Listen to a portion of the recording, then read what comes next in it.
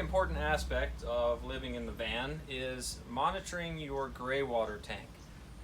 Because of the design of the build, we were only able to fit a 5-gallon gray water tank in the van. Anything larger was too large for the setup we have currently. Now 5 gallons fills up a lot quicker than you might think, so it's something that if you're using the sink a lot, you want to be checking that pretty frequently to make sure that you're not overflowing. I personally have made it overflow a couple times and it's no fun. So you just want to keep an eye on it and make sure that you're emptying it out enough to where it won't overflow on you. So if you get to the point where you do need to empty the gray water tank, it's located under here and it's labeled gray water tank. So depress the button, which sometimes likes to stick. Don't be afraid to jostle it or hit it a few times to get it to pop open. The gray water tank sits underneath here. Now, we have kind of created a U-trap by using a hose that's a little bit longer than it needs to be. And what that does is it lets the hose go down and then come back up before securing to the tank.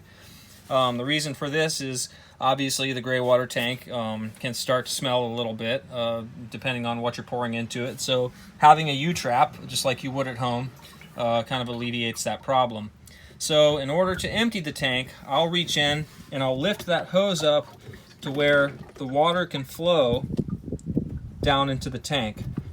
So you want to try to make sure that any water in the hose will go into the tank and the hose is empty, that way you don't make a mess. Then you just unscrew the top.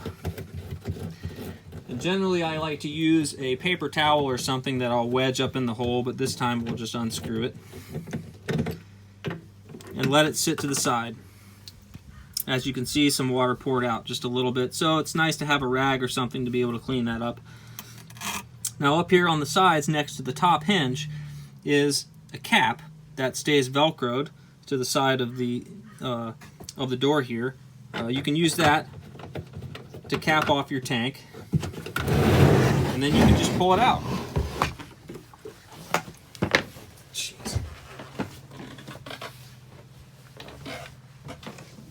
And the tank can be lifted up and out. Be mindful that there is a small vent hole in the top, so you don't want to turn it over lest you start pouring things out here. But once you have it out, then you can unscrew the larger cap, like so, and dispose of your gray water either in a sink or in a toilet.